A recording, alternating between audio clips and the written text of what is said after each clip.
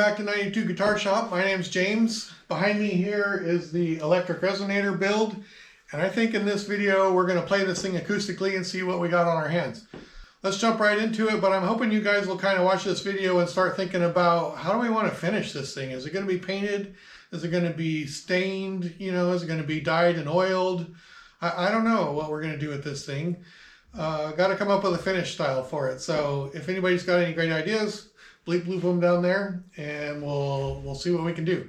All right, let's go. Got a few details left to finish up on this neck, and then let's see if we can get this thing playing. I thought long and hard about headstock designs. In the end, I went with something pretty traditional here. You can probably tell what it's from. Unfortunately, I broke tradition just enough that I couldn't do it the easy way with a router template. Since this is likely a one-off, I didn't spend the time to make a template, so here we are at the bandsaw. Could I have made this a lot easier by changing the bandsaw blade to a smaller one? Of course, but that would take all the challenge and fun and sport out of it. Well, and I'm also sometimes lazy. I feel like this is the modern day equivalent of whittling wood with your grandfather. You know, sitting on the front porch with a knife and a stick and making elephants out of it. I don't know, that's probably not something I'll do with my grandkids, sit at the bandsaw and whittle a headstock. Eventually, the whittling ends and we can refine the whittling on the spindle sander.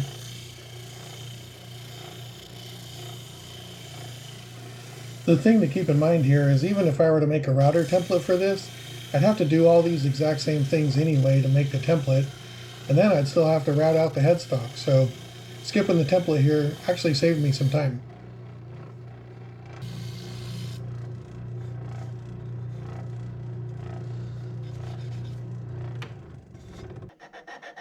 Once that ends, we can further refine the whittling with a file.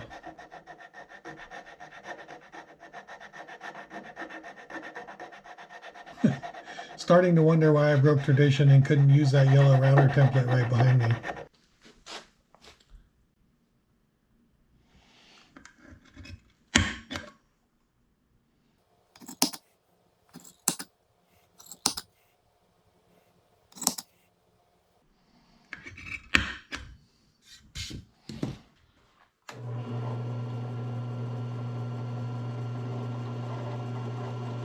Now, I've mentioned this tuner hole trick in previous videos, but if you guys are like me, it helps to hear it 2 or 11-7 times.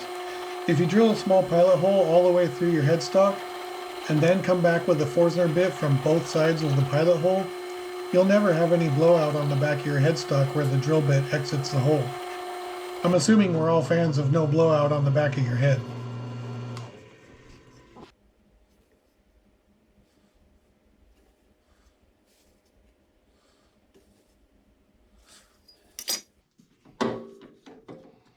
Some of you guys that have been watching for a long time might remember I was talking at one time about replacing the chuck on my drill press because this one's just kind of junk.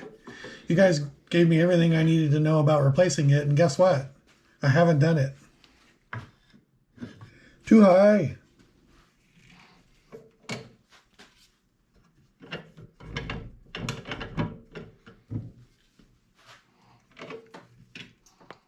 Okay, here we go. We're just going to drill the depth of the drill bit through the front of the headstock, then we'll flip this thing over and come back at it the other direction.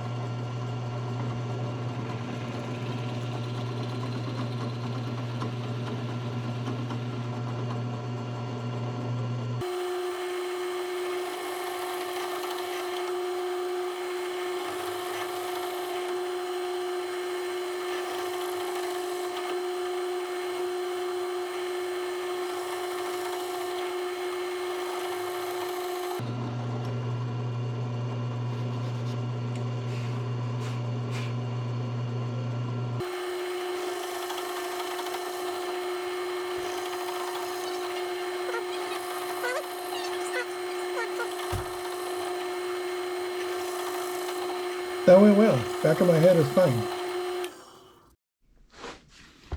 What do we got for weight here? I feel like it's a decent weight right now. Let's just see. 6 pounds, 5 ounces. That's, I don't know how I feel about that yet. Where's the cover plate? 6 pounds, 14 ounces. Maybe a little heavier than I would like. We still got to add a pickup and tuners and, you know, things. Shoot. I don't know. We'll sit on that for a minute and see if we want to do something different there. One thing I definitely want to do different is move the mini humbucker closer to the sound well, further away from the end of the neck. So I drew up another one and we're cutting it out on the CNC. Let's see if we can get this thing dialed in, get the holes drilled in it, countersunk, see if we can round over the edges. Let's just take it a little further than the last one. I'll probably never fill a large stadium or even a small one with my finger picking skills, but let's not give up hope here. Where's that yellow thing?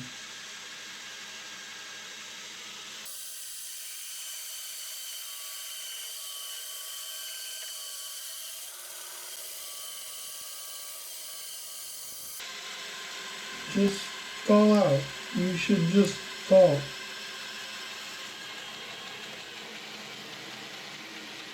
Well,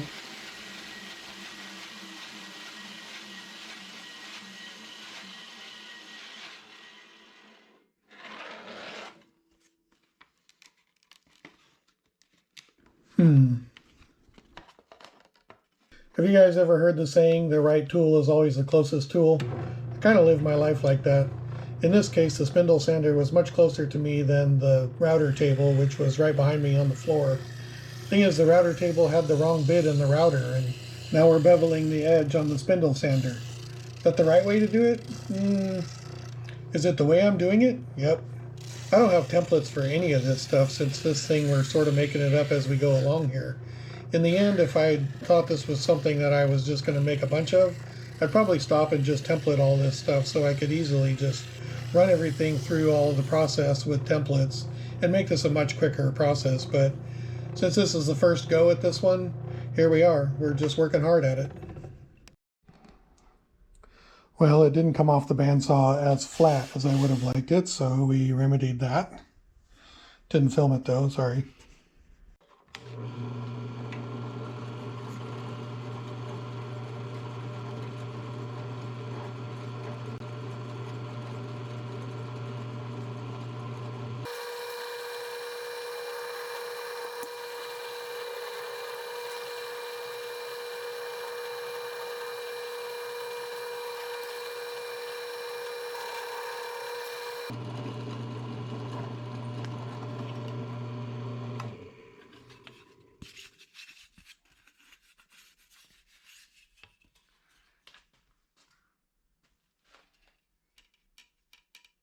Oh yeah, yep.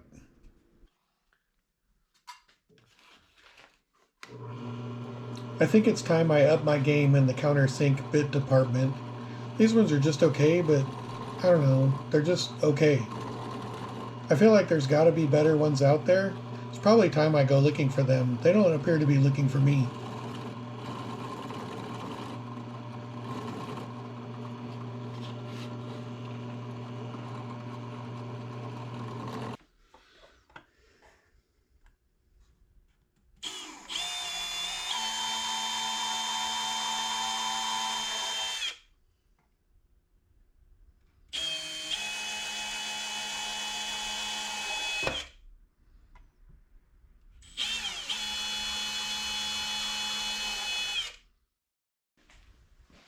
Where's that can of lacquer? Oh, here it is.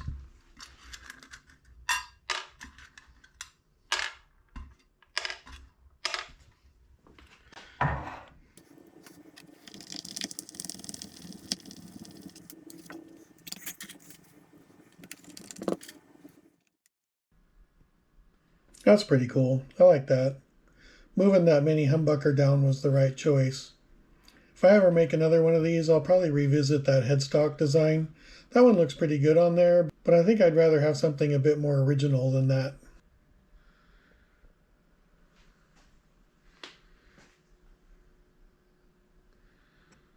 Okay, I want to turn my attention back to the body. Now, what would be nice is if I could put the jack right about here, and if I could stay inside the body with a hole all the way through to the neck pocket so I could drill it. But as you can see here, that's not going to be an option. So I think what I'm going to do here is actually just go this way into the cavity. And then I'm going to route a channel along here to where I hit the hole for my jack. Well, I was going to drill that jack hole with the drill press, but drill press just doesn't go down far enough. What's cool about this drill press is the head flip-flops, so you can drill at angles and stuff. The Telecasters and the Les Pauls are obviously much narrower through here because I can fit those in there and drill that jack hole with the drill press, but not so much with this one. Okay, I'm just making a quick drill jig here. I really want that hole to go through there to be straight. Okay, let's see if that hole hits the center mark. It does not. Okay, how about the next hole?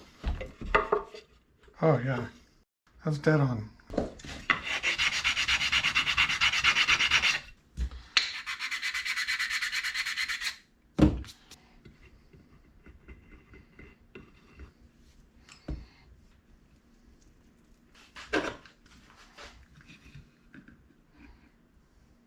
All right, as soon as that dries a little bit, then we'll finish drilling the hole through that block, nice and square and straight, and we will have a drill guide for the hole on the bottom.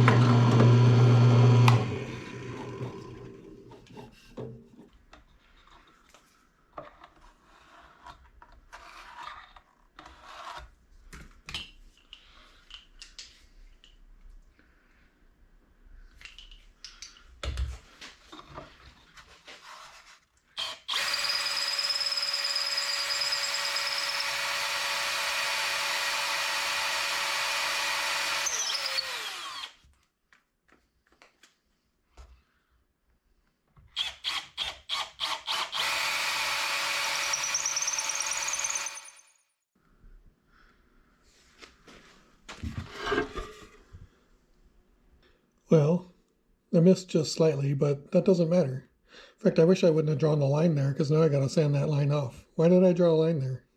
Okay, now we just connect these two holes with some sort of channel for the wires to sit in. And then we'll figure out later how we keep the wires from falling out of there. I think it's going to be pretty simple though. Good night.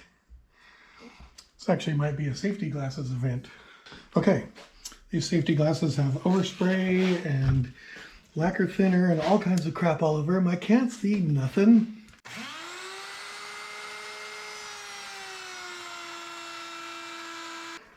Have you ever seen so much sawdust? That is violent.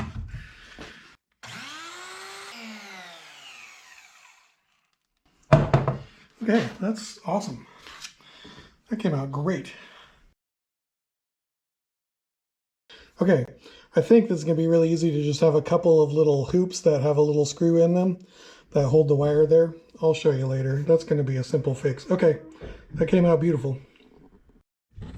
All right, I'm kind of a fan of these. I think they're electro socket or something. I never know what anything's called. Anyway, I'm a big fan of those things. Let's see if we can get it in here. And I'm also a big fan when it recesses down in there. I actually like the aluminum looking ones better that have a bigger lip on the edge. I'm going to see if I have one of those. I don't like the edge of that one. Okay, here's the other kind. It seems like it has a bigger lip on it to me, which I kind of like. Oh, actually it doesn't. They're identical. Okay, so it doesn't matter. We'll just decide later if we want chrome or aluminum lip.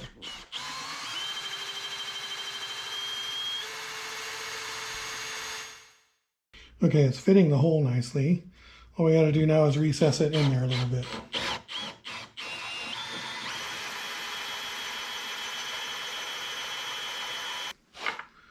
Slow wins the race here.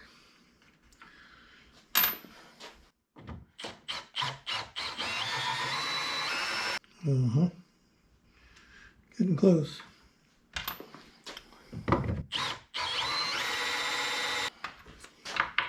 Oh, got it.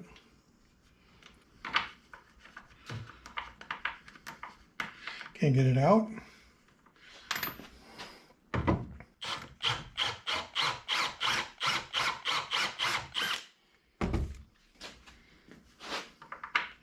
Oh, that's so good.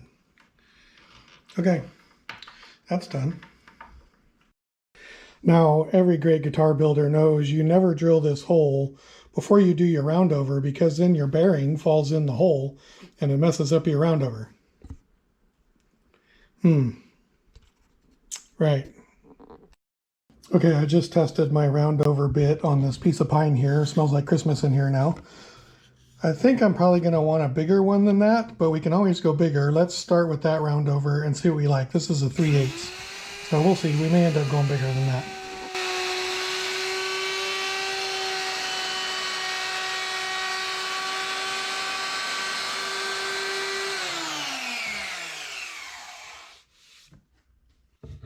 Why not do the roundover before you drill the hole for the jack, James?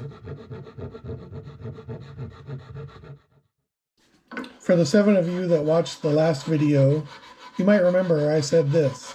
This is more important probably than anything else. When you're carving, do not get into this joint where the fretboard meets the neck. Well, I stand by that, but now it's time to clean that little area up. It's going to make a hard line on that edge since we never sanded it before. For me, this is the right time to smooth that edge out now. The neck is straight and true, and I'm not worried about sanding any weird angles or curves into it. So let's clean all that up and make it perfect and make it feel really nice so we don't have a hard edge right there. Clean up these transitions a little bit, and let's see if we can get this neck, 95%-ish. It's probably already 93. 2 more percent. Here we go.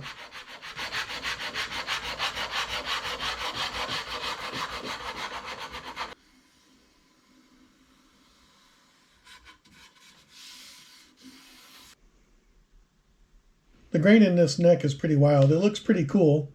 You can see where I laminated a piece on where the heel is. When I glued that on there, I had the grain, what I thought was lined up really, really well. But once I got through carving that heel, well, it's not lined up as well anymore.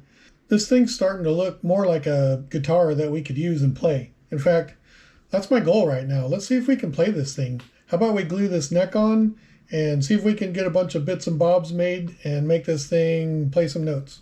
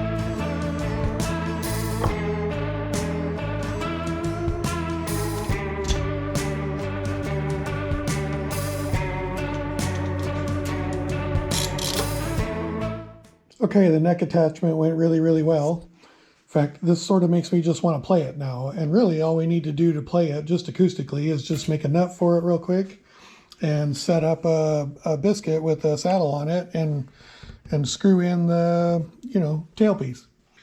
Sometimes this string space rule seems like it's so unnecessarily hard to use. StuMac, if you're watching, make one that just slides back and forth, that you can slide it to the spot and it'll stay there. I don't know how to do that, but you guys are smart. Figure it out.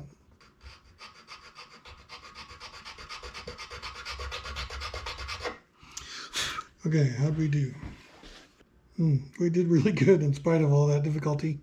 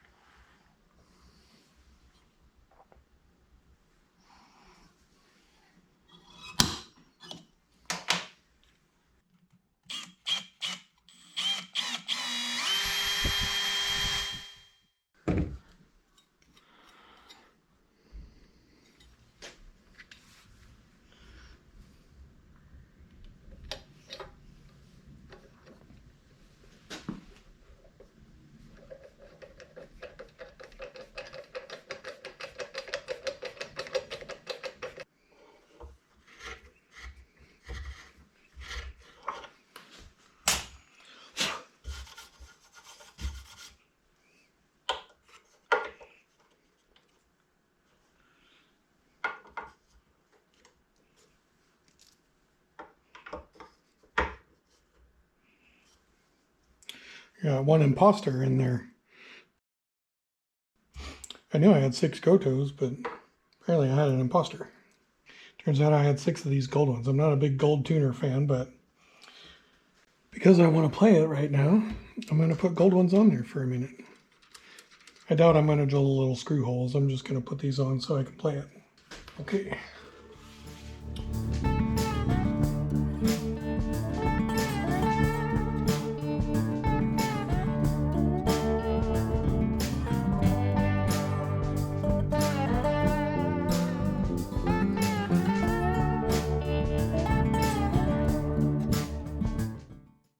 Okay, that's a nice little milestone.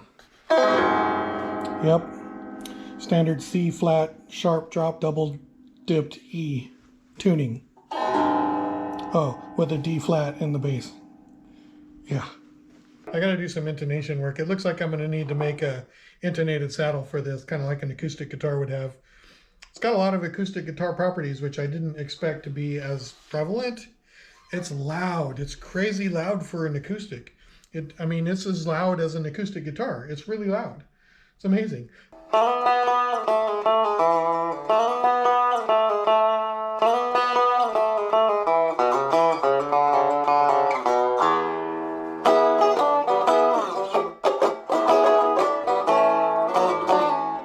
No idea how that goes.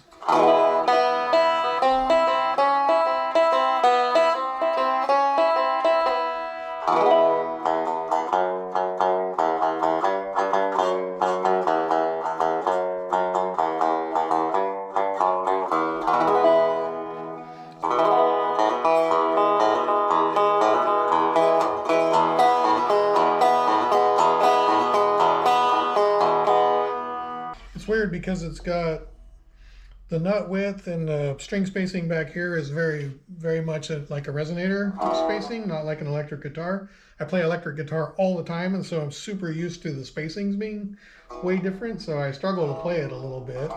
I almost wish I would have made an electric guitar nut width and electric guitar saddle on here, but it's probably too late for that given that I already made the neck to fit this, you know, larger 1 11/16 nut. So it is what it is there. It's very much like an acoustic guitar spacing. But if you're an acoustic player or a resonator player or whatever, you're going to feel right at home on this neck. All right, I put a little work into the intonation here. Oh, way better. Not perfect.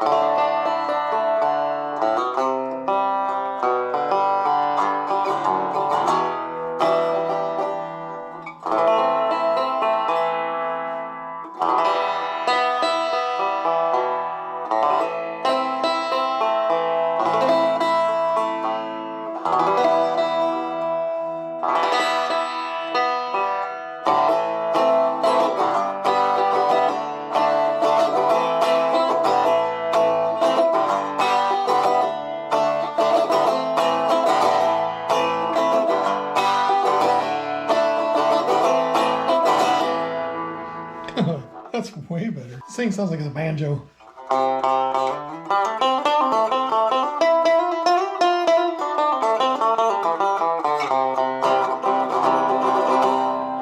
That's cool. Okay. I don't know. It's really cool. It's going to take me a little bit to get used to playing it just because I expect electric guitar and it's not. It's just wild how loud it is. I got to do some intonation work and a few other little things before we really get into playing that thing, but yeah, what are we going to do for finish on this thing? I just don't know. I feel like it needs to just have some dye and be oiled. Maybe it just gets tinted and clear lacquered. I really just don't know. I don't feel like it needs a solid lacquer finish on it, but maybe. I just don't know. Gonna have to think about that for a little while, what we want the finish to look like on this. Okay, we're making progress. Give me your thoughts. See you guys.